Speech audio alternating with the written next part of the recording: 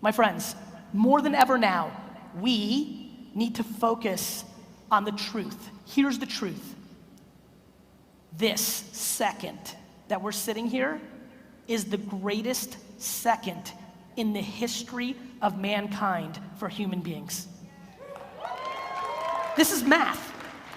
No matter what you have going on, your grandparents had it worse. We are so good at blaming other things and dwelling and complaining on shit without looking at the reality of the situation. No matter how bad you have it, millions, billions have it worse. And so for me, the mindset that I've rolled in this whole game is nobody cares. Nobody cares. And not that they don't care, people have compassion, but they can't. Think about how much you can care, even for the people you love the most. It's just a human thing. And more importantly, we have it ridiculously good. This internet thing is the most important invention in the history of the human being. All the things that you worry about of like the man stopping you or something stopping you, all these things that we envision that are the reasons why you haven't been successful, this internet thing is taking away. The internet is the middleman. It's true. You have to understand how ridiculous this thing is. The ability for you to create content, pictures, videos, and written words on Facebook, YouTube, Instagram, LinkedIn, and beyond, and going direct to the audience eliminates any excuse you come up with. I could literally spend the next month, one by one, systematically going through this big room, and no matter what excuse you come up with, the answer is gonna be, and? Guys, we have to eliminate complaining and dwelling. We have to. It's just everything, and that's what she did for me. She instilled the right positive things, and most of all, she eliminated fucking excuses. She eliminated entitlement. And most of all, how many people are parents in here? She did one other thing that's super important to me. This whole 5th place trophies bullshit.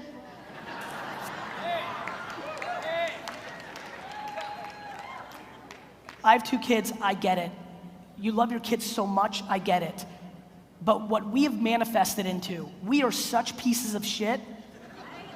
What we have manifested into in overprotecting our kids and manipulating adversity and creating a world where there isn't winning and losing is the reason I hate when I hang out with like a 48 or 57-year-old homie and he'll be like, Gary, these fucking millennials. I'm like, you fucking raised the millennial, you dick. Like all the 40, 50-year-olds, all of us 38, 40, every one of us with 15-year-olds and up, we love shitting on these kids. They're soft, they're entitled. We made them entitled. Like we have to get back to winning and losing. You have to stop coddling your kids. Of course, they are struggling. When you actually thought until the age of 14 that you won everything, when you lost, you're fucked.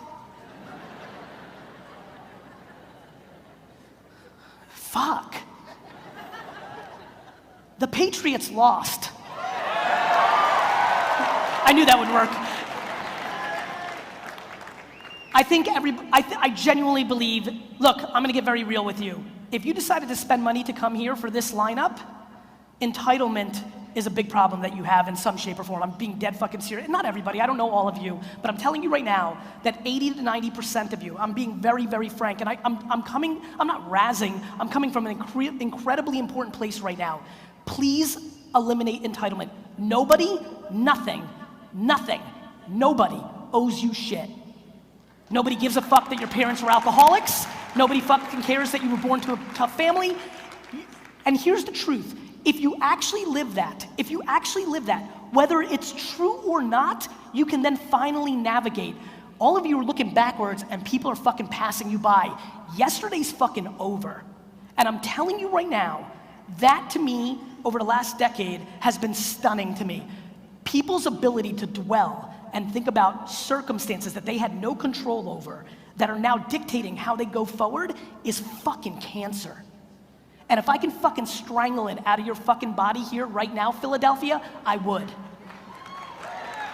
Because there's no tactic I'm gonna teach you, there's nothing motivational me or Les or fucking Tony are gonna say to you that's gonna do dick for you if you're still dwelling that your fucking aunt stole $800 from you.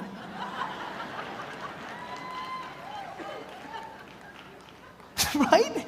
Like people just, this woman laughing, I'm laughing too, like fucking like people email me, GaryVee, like I'd totally be crushing it, but my girlfriend cheated on me in 1985. I'm like, you're a fucking loser, dick. Like what, while you guys were watching MTV? What the fuck's the matter with you?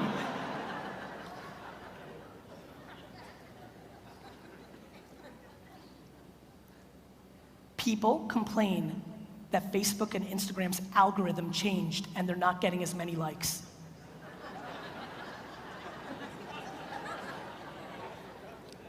It's free.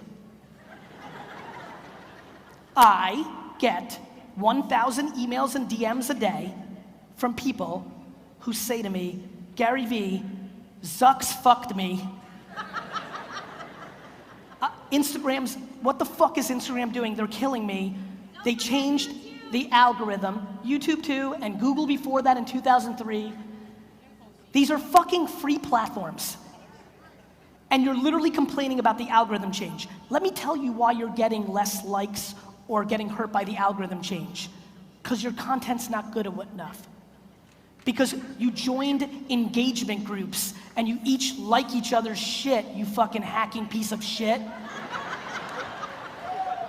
Oh, there we go. Oh, you're mad at Instagram because you and a fucking bunch of Pakistani hackers decided to get into a group and like each other's shit, and now you're not getting as much engagement. Do you think fucking Zucks is an idiot?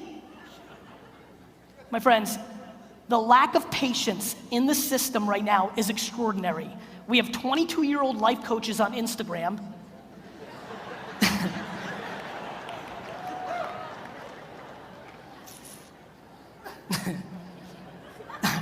I don't want to get side railed because this could get real fucking ugly, Philly.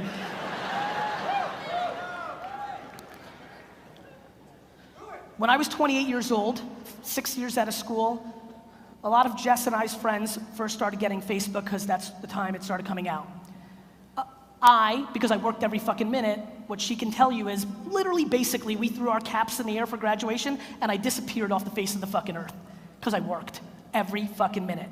This was the first time I reconnected with a bunch of my friends because here was Facebook and it was awesome. It was like digital, like, you know, class reunion shit. It was amazing for a lot of us. We're part of that generation. As I connected with it, it was really interesting.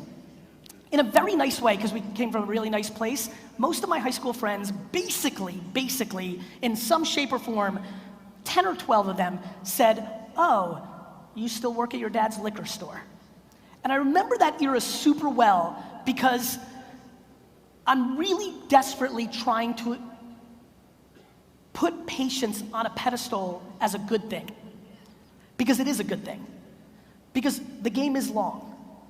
And so many people here are walking around with insecurities and all their behavior of what they want is to just prove to somebody else that they've made it. Literally people buy dumb shit like Supreme bags so that they could look cool in front of their people. Literally people buy 7-bedroom homes. Guys, nobody uses their 7-bedroom home. We live in 4 rooms. But it's status. They fucking lease cars to look the part. They wear clothes to look the part. They buy homes to look the part. All because they live their lives on defense. You live your life on defense because you worry about other people's points of view. The end. Back because Jess is here and it's just so fun because I get to use stories that freshman year of high school. Pretty interesting year, right? Because you got to kind of reestablish your brand. Shit gets really gnarly freshman year of high school. While Jess was being super popular her freshman year of high school, let me tell you what I was doing. I was walking around the lunchroom trying to sell baseball cards to everybody sitting at a table. Not necessarily the move to make yourself the most popular person in a world where that's what matters. I'm telling you that story for one reason. Because of great parenting on my mom's birthday, she put me in a place very early on that there was only one voice in my game. My own. As a matter of fact, It's so scary to me how singular my own voice is. It doesn't mean that I don't listen to feedback. It doesn't mean that I'm delusional and I think I can get away with bad shit and it's all okay. It just means that I am incapable of valuing anybody else's opinion, including my mom's, my wife's, and my children's opinion about me over my own. It's super important. If you really listen to where I'm going with this talk, if you realized how much of the actions you do is to show your mom or your dad or your sibling or your spouse or show somebody else that you made it or you did it, it is remarkably scary how many people are dictated by somebody else's opinion. When you layer patience into it, it's good to have a chip on your shoulder. I've got a lot. But patience. Too many people struggle with being booed in the third quarter. Too many people, how many people under 30? You guys are still playing the fucking national anthem. Too many people rushing, taking shortcuts, doing dumb shit because they want to win in the first quarter. This is a long game, my friends. Sure, you can get hit by a bus. Great, I understand. For the far majority of us, this is a long game. And with the way medicine is going now, how many people here between 40 and 60? Raise your hands. This is where it gets real interesting for us. We're just gonna live a lot longer than we thought. I mean it. Like, how many people are 40 or 40 to 50, real quick? Do you remember how old you thought 40 to 50 was when you were 26? When I first entered my dad's liquor store, my cousin Bobby was 30, I was 22. I thought he was old as shit. Now, sitting up here at 42, when I look at this little man here, how old are you, my man? 9? I feel 9 too. Like, literally, right? That's the crazy shit that they don't tell us. For all the 20 to 30-year-olds in here, what they don't tell you is you're gonna feel basically the same in 20 years. You're gonna have just as much fire, and there's plenty of 60-year-olds in here who have just as much fire. It actually doesn't change as much as you think.